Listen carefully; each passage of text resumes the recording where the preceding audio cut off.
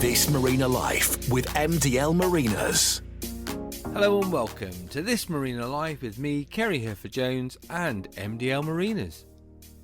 This year is the 50th anniversary of the UK's leading marina and water-based provider, MDL. As one of Europe's largest marina groups with 18 UK marinas and one in Spain, their story is not dissimilar to that of the British marine industry itself.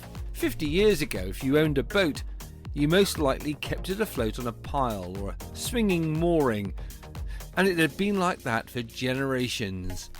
But change was in the offing, with American boat owners beginning to keep their yachts and motorhomes tied up alongside floating pontoons, with access to the shore and facilities such as showers and chandleries, and where security could be provided. For this episode, I've been collecting some reminiscences, some thoughts and comments from various berth holders, stakeholders and tenants from around a number of different MDL sites, plus an exclusive interview with the MD of MDL, Mike Glanville. Whilst chatting to these wonderful guests, I was also able to gather some more favourite hidden anchorages for you to add to the ever-increasing list, which I know you, like me, will find very useful indeed. To start off this 50-year celebration episode, I was delighted to meet up with MDL's longest standing berth holder, Andrew Morton, who's kept one boat or another with the company since the beginning, starting at Wolverston Marina in the early 1970s. I started our chat by asking him what his first boat actually was. It was a boat called Ceri, which is a Cornish and Brittany word for 13. A thing called a Powell 28. Wooden boat, 28 foot long, a bit like a Scod, South Coast One design. And obviously your early pride and joy. Yes, well, I didn't own all of it. There were four of us who owned it. In fact, there were three originally, and then we were looking for a fourth because we couldn't afford it otherwise, and put an advertisement in the Times for a fourth person. And we got one answer, so we had to have him. Yeah. It was meant to be. It was, yes. And that lasted for many years. And Wolverston Marina, fairly basic at the time. It was fairly basic, yes. I can't remember there being pontoons or anything. I think we just had the boat on a mooring out in the river. The manager was Judy Cracknell, a very businesslike and fairly formidable lady who ran the marina very well. The experience clearly worked well for you because you stayed there for many years before you moved elsewhere, didn't you? I did, yes. I had family who lived in Essex and Suffolk, and I don't know, I thought that was the place to go sailing, really. But then I was persuaded it would be better to bring the boat down south, particularly as we'd often gone down south in the summer. It made sense to keep it down there. And then I joined Port Hamble Marina. And before you actually left Wolverston, we ought to actually just ask the question, where were your favourites? What were your favourite spots up there? My favourite is the Butley River. I don't know if you know it. It's going up towards Aldborough. You come in from the sea, going up the Ald, and it's a little river. It's mainly an oysterage, I think, that goes north from the River Ald. Lovely spot. Tuck yourself away up there, and whatever the weather. Whatever the weather, anchor in the middle of the river. There's just enough water to stay afloat. They often say up there, of course, is that if you do touch the bottom, it's wonderful, glorious, glutinous mud. It is. I went back there in 2021 and to Wolverston, Orford, and had a wonderful time. So you came down south and changed boats? I bought my current boat, Belerno, and had it built for me in 1989, so it was delivered in 1990. But I did actually keep it for a year or two at Wolverston Marina before bringing it south to Port Hamble. What is it that makes it special to you? It's a good, solid cruising boat, but it also is quite good for racing, sort of enjoyable racing, like the Round the Island race and one or two club regattas I go into. So it's a good all-round boat, quite big. What size is she? 38 feet overall. So you're doing okay with the races, but of course that needs a good crew. It does, yeah, especially as I'm nearly 80 and not particularly mobile, but luckily I've got a very good crew of all ages, really. And so the crew are there ready to leap into action. Yes, I mean, it's quite difficult to find crew, but I've been quite lucky finding crew through the Cruising Association and also something called Crew Seekers International. And you know, once you've found someone who's quite keen on sailing with you, they usually last as crew for several years. So the boat, she's still in Port Hamble? No, she's at Shamrock Quay these days. She's been at Shamrock Quay for about 10 years, I think. And what made you move there? It was a bit cheaper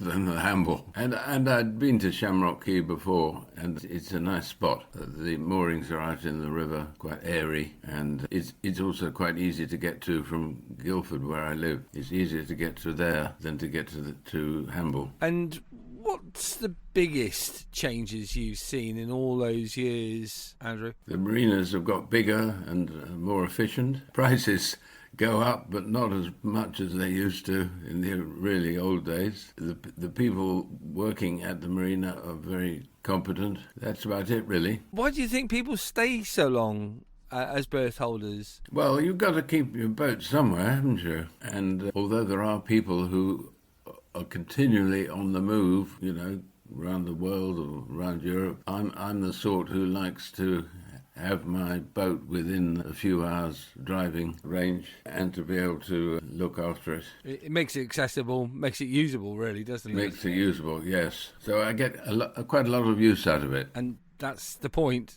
So many boats sit there not going anywhere, don't they? They do, and when you do go, take them out, the bottom is sort of fouled up and the propeller and shaft have got barnacles and weed growing on them. So you have to have it slipped to clean the boat. Do you have one or two memories, perhaps, that you could share with us of your time as a MDL berth holder? I can't think of any specific sort of anecdote, but all I would say is I'm very pleased with the service I've had from MDL and the way they've looked after my boat, and I'll continue to use them.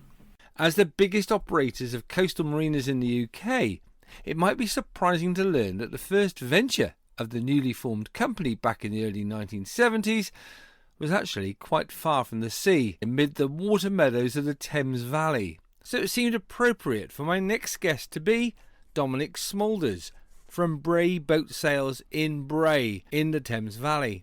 I was really keen for him to share some of his reminiscences with me, so began by asking him to introduce himself and his business and to tell me more about his 40-year relationship with MDL. So I run Bray Marine Sales. We're based in Bray Marina on the glorious Thames. Company was founded in 92, but prior to that I worked for MDL, so from 87 to 92. Back in those days, MDL had MDL boat sales across the group of marinas, and they decided they sold them all off and then kept Bray very unusually, because myself and the manager at the time, basically we ran the craning, we ran the chandlery, we ran the restaurant, and we ran the marina and the boat sales. They then decided we were the only boat sales left that MDL owned, so I took over as a tenant in 92. So, yes, I've been here quite some time. What's the attraction for Bray and the surrounding area there? So, from here we can see Windsor Castle on the other side of the river. We've got the Olympic rowing lake, Dorney, opposite. It's a 5-minute walk into Bray Village, and for those who like their food, they may well have heard, because you've got the Fat Duck, Heston Blumenthal. In fact, he's got 3 restaurants stroke pubs in Bray, and you've also got the Waterside Inn, which is Michael Rue. So you're somewhat spoilt for choice if eating very nice food is your thing. And we're 10 minutes drive from the centre of Windsor. It's also, if you're looking at where you want to go boating from here, one lock down and you're in the centre of Windsor, And then 2 locks up, we've got Clifton, we've got Marlow, we've got Henley. So it's a great stretch of the river, all within a half a day's reach if you're looking for things to do. And what about your own nautical connections then, Dominic? What do you get out on the water in? So I have a Dutch steel boat. I'm very fortunate. I live on the river, just up at Bourne End, not on my boat. It's at the bottom of the garden. But my parents lived on the river since 1965. So I've just given a hint about my age because I was born then. And so I was brought up with boats. When I left school, I trained as a civil engineer, but we specialised in sheet piling and dredging. So literally from 1982, I've worked on the Thames. 50 years then, MDL is celebrating this year. Looking back down those 50 years, some highlights for you? I think it's interesting how it's changed. So Bray was quite an early marina. It's leasehold, so it belongs to Eton College. Eton College owned just about everything round here, including Dorney Lake. If you swam across the river and walked 50 metres, you're on their land. So it's quite interesting. My first memories when I started here, we had about 240 berths. There was no power, no water. And if it rained heavily during the summer, we had to go and push people's cars out of the car park because they got stuck in the mud. So when I started in 87, for some reason, it had very little investment. And then over the course of probably 7 years, every single pontoon was replaced. We had power, we had water. So the other thing that's changed, of course, is the average size of boat. And that's been the biggest change. If you went back into the mid-80s, on the Thames, a Broom 37 was a big boat. I mean, that was pretty much as big as you could get. And now, of course, a 37-foot boat isn't necessarily big. Average size, I think, in here is about 9.2 metres. But that's what's changed. It's a lot more bigger boats. I mean, we are restricted on the Thames because of bridge heights. So you can't get any flybridge boat above 42, just won't fit under the bridge at either Cookham or Eton, which are quite low. And it also keeps us yachties out as well, of course, Dominic. Absolutely, yes. You see, they got Tower Bridge wrong, the first bridge you come to, because it opens. After that, they learnt the lesson and made it not open, so that was fine. But we do actually get some sailing boats, not as many, but we used to get people on sailing boats, especially if they got a lifting keel. Because they only guarantee 5 foot in the navigation channel on the Thames. So obviously with a lot of sailing boats, that seriously inhibits where you can go. But also it's just mooring up. You won't get 5 foot generally, if you want to tie up to the bank. Yeah. It's restrictive in its own way. Nature has made it restrictive. Absolutely. And unfortunately, they don't do any navigational dredging anymore, the Environment Agency who look after the Thames.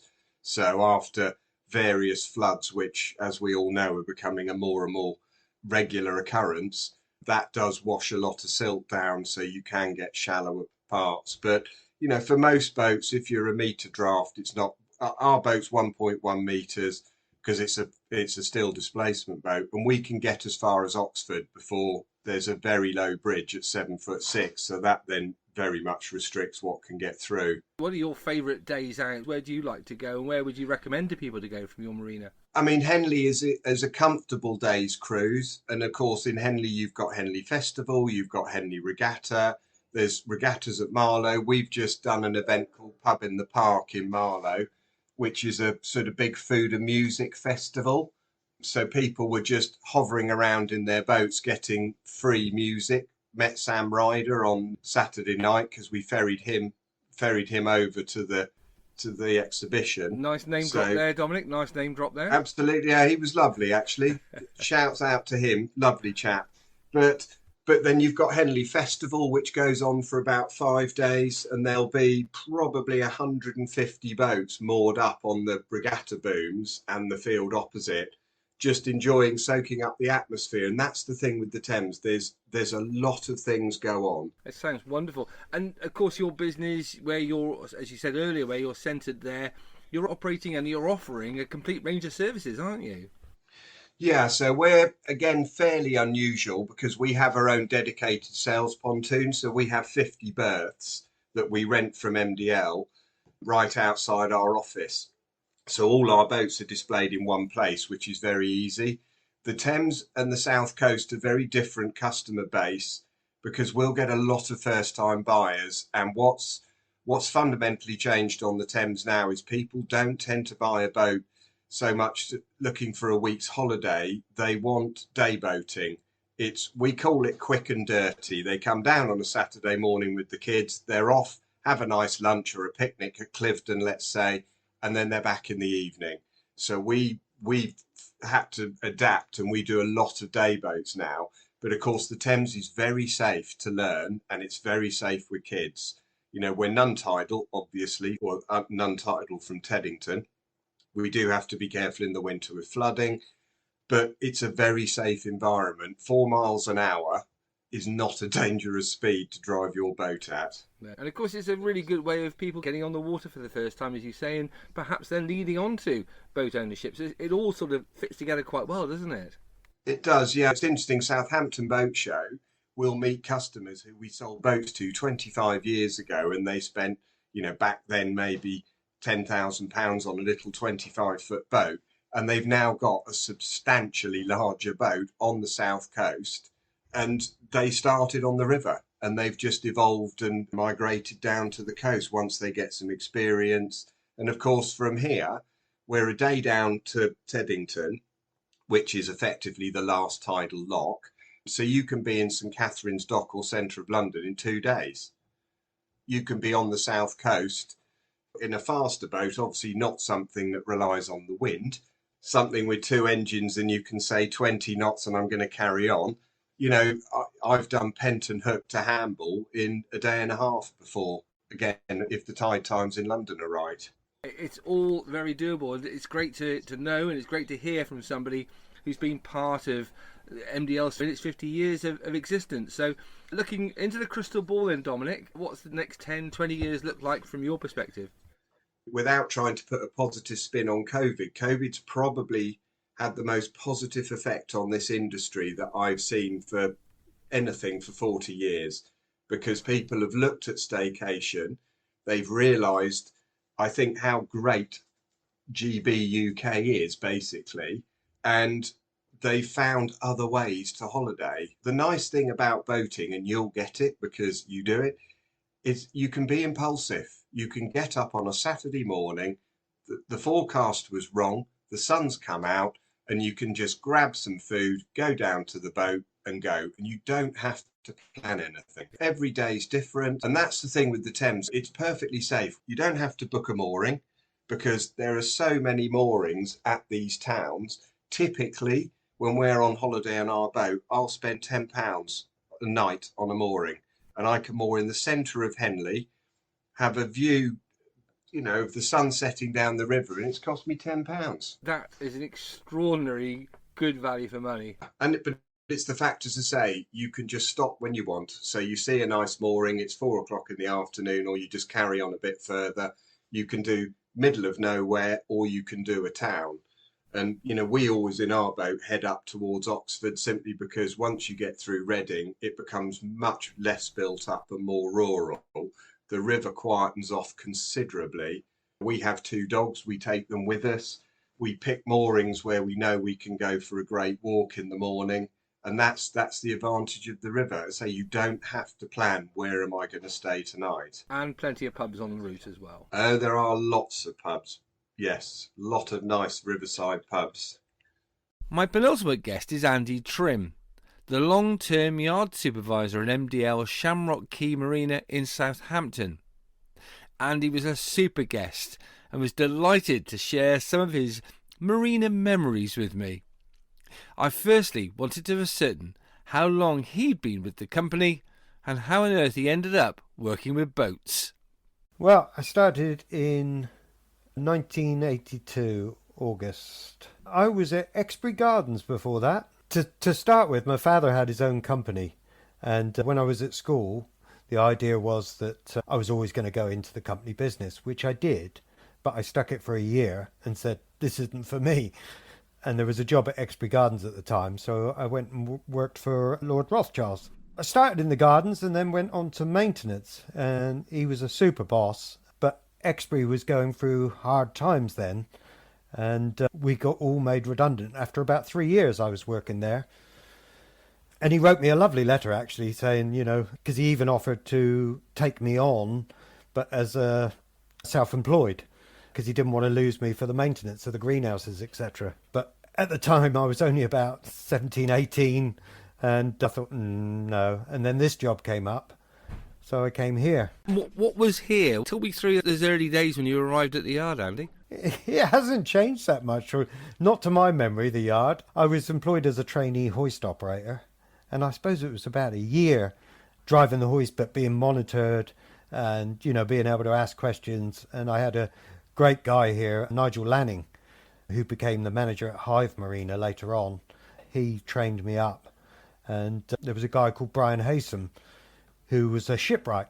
And so I had the best of both worlds. I had the shipwright side and the hoist driving side trained to me over a while, until Nigel then got promoted. George Sparshot then came in as foreman here. So I worked under him then. He was a shipwright as well. So the learning curve just carried on. Because the yard itself has gone through a lot of transformations, and not just a marina. As you say, back in the day, they were still building boats there? They were, yeah. We were doing all sorts of things. That was one of the great things here at Shamrock Quay, I think, was its selling point, was that we had shipwrights, we had electricians, we had engineers, mast makers, riggers, fiberglass people. So virtually, if you turned up with your boat and you had a problem, there was somewhere we could always point them to get it done. And sort of some of that legacy still there. There's still a lot of tenants around and about the Shamrock Quay Marina, aren't there? There is, not as many as I would like. I would like to see a lot more, because I think that's our selling point. This far up the river, I think that is the way to go, that you can get all the work done here. We've got to have the selling point, I think, of being able to get everything sorted maintenance-wise. So those early days, you started out as a trainee. What was the next job after that? They had a mobile crane here at the time, so they wanted me to take my licence for that. So I went away on a 2-week living course to get my mobile licence, which they sorted out for me. And once I got that, then I needed my HGV. So I went through and got my HGV. We were using the mobile then between sites, so I was going to all the different sites that we had if they needed a crane, which was quite interesting. So the crane literally went from place to place, depending on what boats needed lifting out. My goodness me, that would have been a bit of fun on the road. Yeah, it was. Yeah, but it was a mobile crane, and we used to mainly do small boats, out gardens and things like that, or it was masts, engines, things like that we used to do. Gosh. And the whole concept now around the number of berths you have there, the number of boats you got, as you quite clearly, it became obvious that it needed its own dedicated hoist. What were those early hoists like? The hoist itself for lifting the boats hasn't changed that much, but for like masts and engines, we used to have a rope and block and tackle on a beam in the centre, and it was literally pull on the rope, and that was the way we used to do the rigs. Sometimes there was 2 or 3 on a rope pulling. Those of us of a certain age will remember Fred Dibner doing steeplejacks without any health and safety at all. Exactly, yeah. But it was enjoyable, and it certainly kept you warm in the winter. every negative has a positive. Exactly. Yeah. What would you say have been the biggest changes in your time there? I think it is the equipment, basically. It's got remotes, etc., which was a great benefit, because I can now be down below looking at the boat as it's lifting, making sure the strops are in the correct place, making sure my load's secure and everything like that, where before I was up on a platform looking down on the load and then relying on your banksman. So that's been one of the biggest benefits, I would say, having the remote. And also I don't have to be right out on the dock 40 feet in the air. Which is much better for your blood pressure. Exactly, yeah. And then you transfer them. I've seen you done that with our boat many times. You transfer them from the actual hoist then into the actual, I don't know what you call it, the trailer then behind the tractor? Yeah, we just call it a boat mover. But that used to be chain blocks. So there was 4 chain blocks on there with slings, and we used to transfer it into that and do the back end, one each side, and then the front end, because there was only the 2 of us, me and George.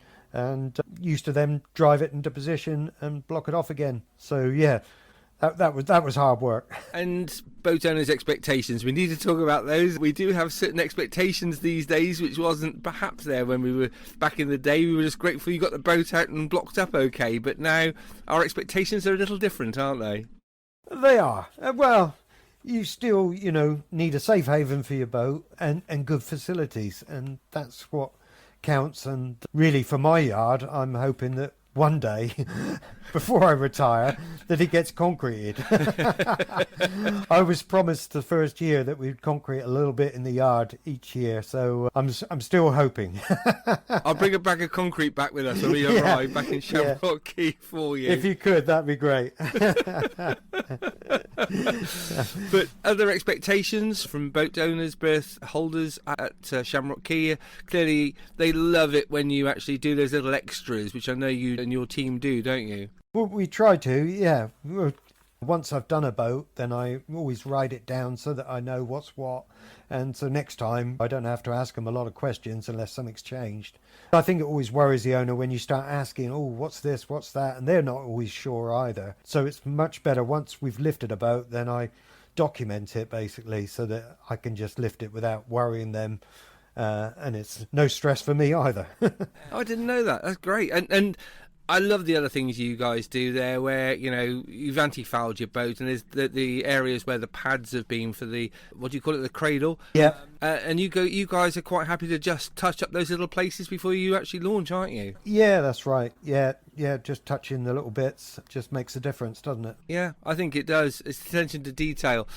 Now, the next bit, Andy, is going to just put you on the spot a little, is to try and remember those things you want to remember. Some of the things that have happened over the years, one or two memories that you might have of your time there. And this isn't your retirement party speech, by the way. This is just a few reflections from your time there. Several memories, actually. One is the hurricane of 87. Not that I knew it was a hurricane at the time when I got the phone call to say, come on in. The wind's getting strong. And on the way in, trees were down across the road. And I thought, oh, this is pretty bad. Got into work and there was boats breaking their moorings from other marinas down the river.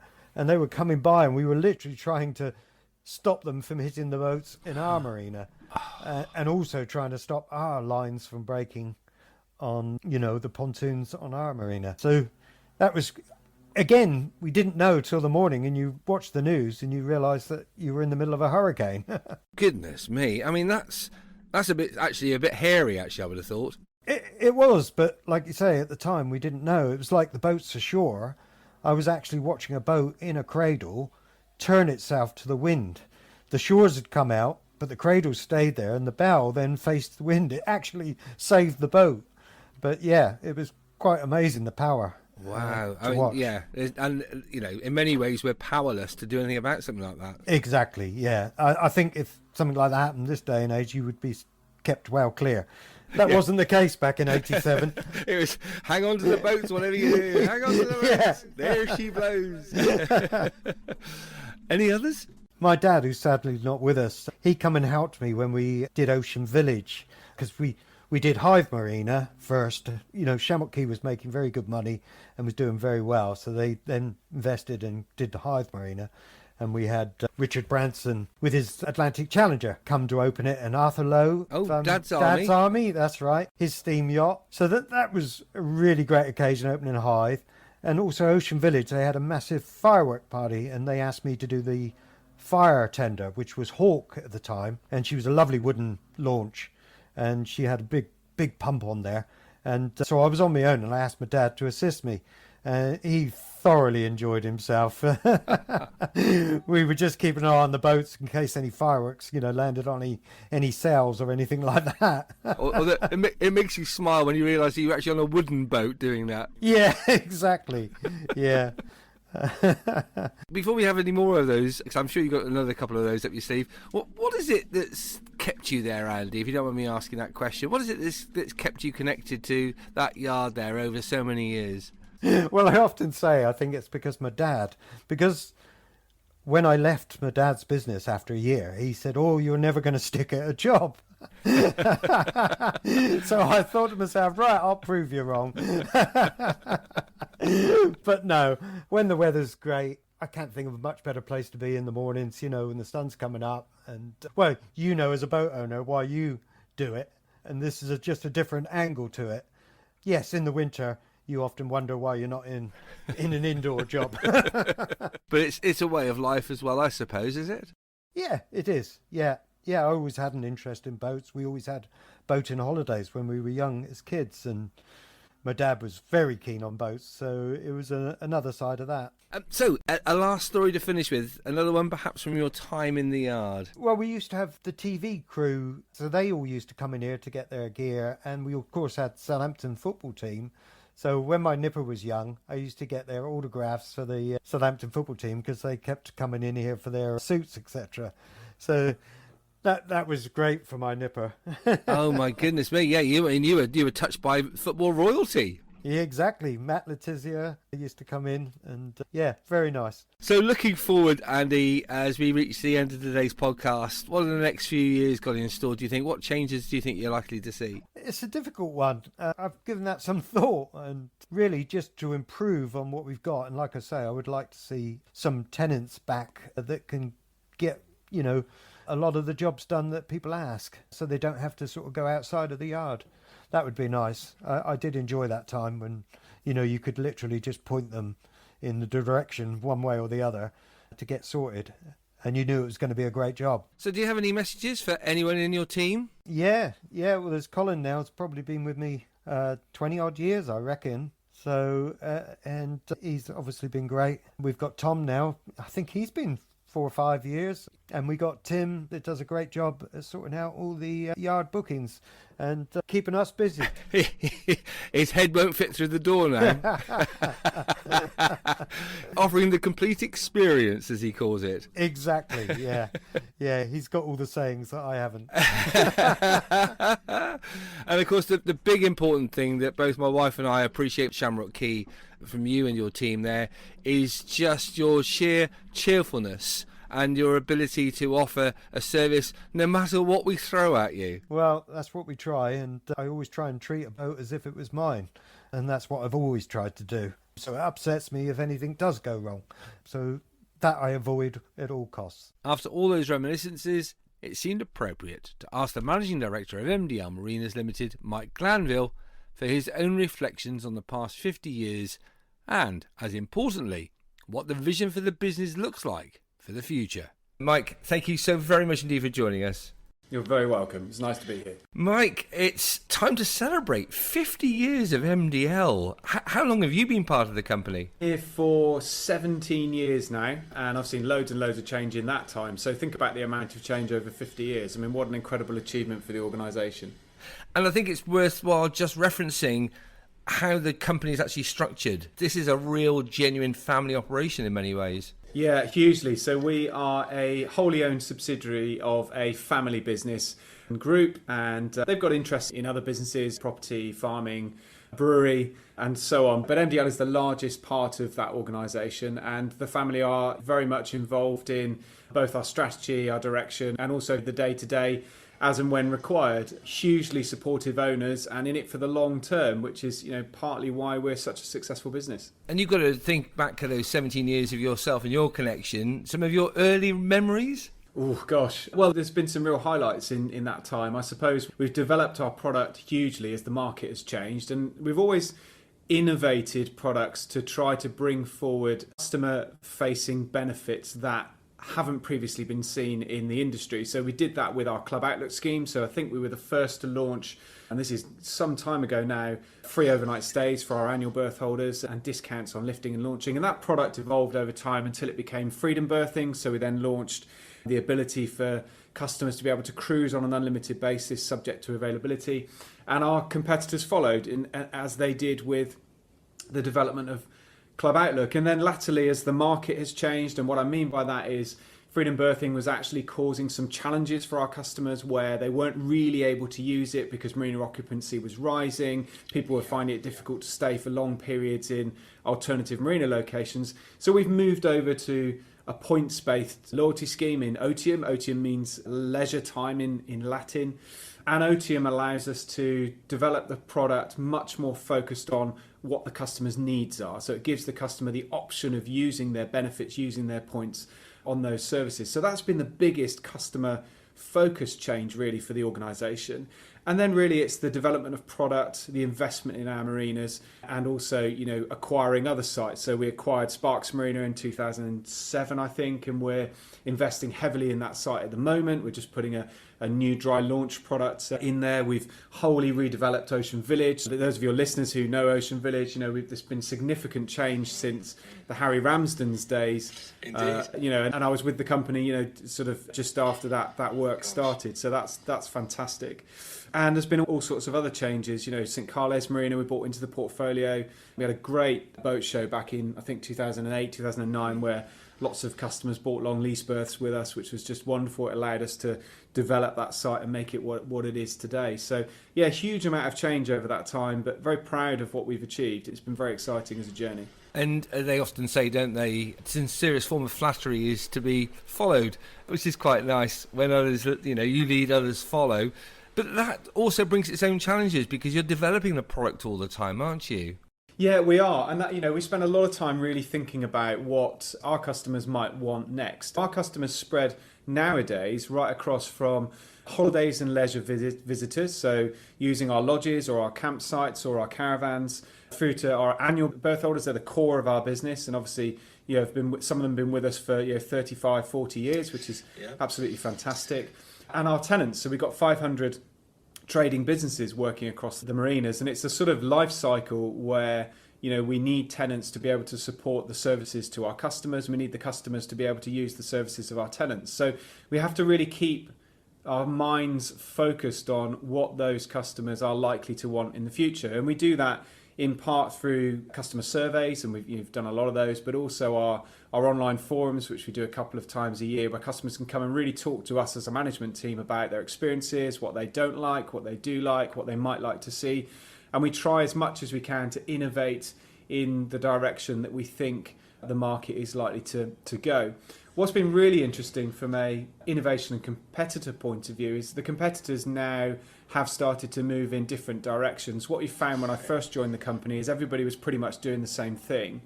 Whereas now we've seen the likes of Boat Folk grow their Boat Point brand, which is where they're doing boat refit and boat repair. We don't do that. We have a tenanted business for that. You've got Premier Marinas and Yacht Haven Group who've launched a boat ownership scheme, so shared ownership, fractional ownership.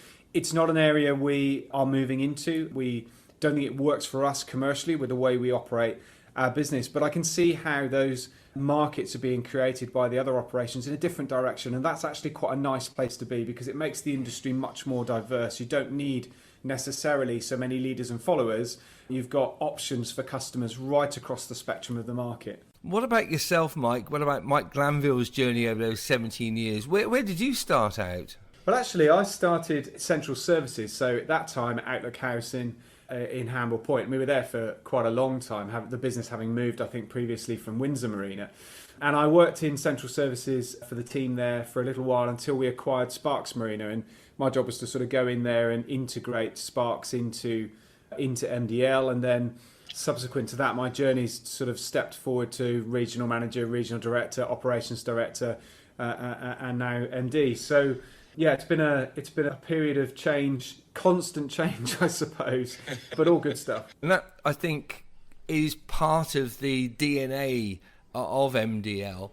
We've seen this integration of people, the boat owners was what I'm referring to here, into the different marinas with different requirements, needing the team on the ground to be quite adaptable, doesn't it? It really does, yeah. So the world has changed hugely since the pandemic, and it was changing already because we've always focused on having the same team, the same amount of people all the way through the year. And it's a seasonal business. We can move and adapt with the seasons, with the weather, and that's been really the biggest change for us in terms of trying to provide the best service we can for our customers. And I think people really appreciate that and understand the pressures that sometimes are upon us as boat owners, don't we? Everybody has individual needs and wants and wishes, and that's something I try to instill in all of the team. There are regular challenges that come up on a marina, and then the same challenges that there were 30, 40 years ago when it comes to, mariners navigating wind and tide and finding it difficult to get onto a berth, or, the electricity tripping and having been left and somebody not spotted it. Those are service items that are always going to be a challenge for our customer base. Where I think the real difference is that over time there has been an elevation in the way our customers want the service to be provided. So things like being on the pontoons and being there for the customers, to be able to talk to them about boating, how their experience is.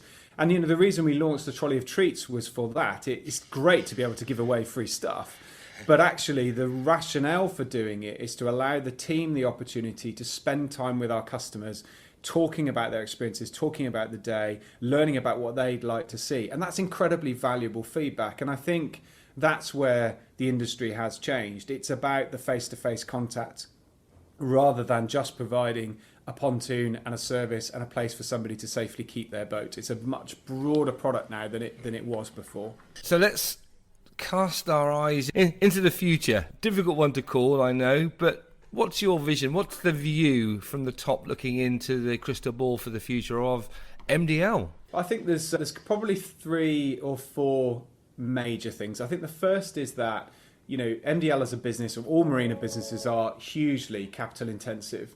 So, you're always in a position where it's crucial to reinvest profits in the pontoon infrastructure, the piles, the dredging, making sure there's a great service there for our customers into the longer term. And we'll do that. We invest between 5 and 6 million a year of our profits back into the business to keep the day-to-day running. That's aside from investments in things like holiday lodges and buildings. That's a kind of a separate thing. The second element is that sort of growth of the business as one entity, and that's utilising our land space in the most effective way. We're very lucky, we're freehold owners across multiple locations, and we're able to bring forward enhancements in quite a lot in the holiday side. So we're looking to increase the size of Wolverston Holiday Park and Mercury Holiday Park. We're working through that now. We're looking at other holiday park acquisitions to be able to expand the brand. And actually, the holiday model, particularly the lodge ownership model, is quite similar in some ways to providing berths or lease berths or the experiences we provide to our berth holders. And then further advancements in our health and fitness brand, more gyms, utilising the land space that we've got. And then the third element, really, from a future point of view, is we are always looking to increase the number of marinas that we own, just the same as our competitors are. There are many marinas that come up for sale, and when they do, there's a lot of competition to buy them. And that obviously puts pressure on the value to the business in paying the price for a particular purchase. But we're always looking, we're always open to discussing with individual owners about their future aspirations and plans. And who knows, we may be able to acquire some marinas and expand the business as we get into the sort of longer term future. You mentioned there about acquisitions, but you're looking at partnerships, aren't you, to try and expand the kind of passport escalates, to try and get more opportunities for your berth holders to be able to travel further afield under one umbrella. One of the huge benefits of owning a boat is being able to go to all sorts of places and explore, new marinas or new locations. And through Freedom Berthing development and through the development of Otium, we've always been focused on providing as many places as we can for customers to go. And back in 11, 12, we launched the Passport Escalaires scheme with our partners in France, and that's allowed a proportion of our customers to be able to cruise down into France and some into Spain and visit some other marinas, and that's been absolutely great. But one of the things that's been on my mind is the amount of customers we have in the UK that perhaps won't want to do that, or don't have the boat to do that, or indeed, are just not interested in cruising over the water. So what we're trying to do in expanding that opportunity is perhaps bring into the network, the Passport Escalaires network, some more UK marinas, giving our customers more opportunities to visit more places. And what would be great is if we could have a sort of, call it a daisy chain network of marinas all the way around the UK. So if someone really wanted to, they could cruise as an MDL berth holder, all the way around the UK and enjoy the services that are provided through their package. So yeah, we're looking for other marinas who'd like to be part of that scheme. Tim Mayer, our sales and marketing director, is leading that. It'd be really interesting to see what the interest is out there, and hopefully that'll provide a future benefit to our customers. Mike, in conclusion with today's podcast, any final conclusions, views from your point of view as you celebrate 50 years of MDL as a company? I guess we've done a huge amount of work, or I believe we've done a huge amount of work over the last 5 or so years in focusing our attentions on having our customers at the centre of what we do. And we don't get it right every time, no business does, but it's how we then deal with the challenges that come along and help our customers to want to enjoy their boating and remain with us. So I think probably my final message is we're open for business, we're an open company, we like talking face to face with our customers.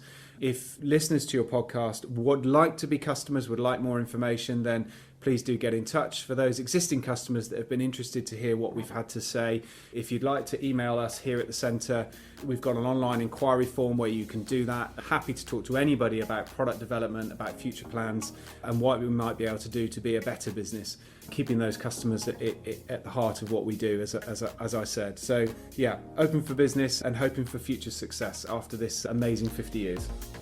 Thanks to all the guests who took part in this episode. I really hope it's provided you with some interesting insights into the business. To learn more about MDL's 50th year anniversary and to get involved in some of the activities they have planned, just visit the 50th anniversary section of the MDL website. I'll be back soon with more episodes of This Marina Life with MDL Marinas. Thanks for listening.